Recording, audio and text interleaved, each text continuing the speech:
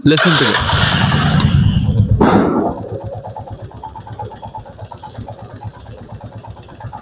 This is the normal tapped noise of any RE350 bike and ये बिल्कुल ही normal है, इसे बार-बार एडजस्ट कराने की बिल्कुल ज़रूरत नहीं है, क्योंकि ये 200-300 किलोमीटर चलाने के बाद वापस से आ जाएगी एंड इसको तभी एडजस्ट कराना चाहिए जब बहुत ज़्यादा नॉइज़ बढ़ जाए, जब इसकी टिक-टिक की आवाज़ बहुत ज़्यादा इरिटेट करने लगे, तब इसका मतलब है वाल्व क्लीयरेंस बहुत ज़्यादा हो चुका है and obviously then it needs to be adjusted.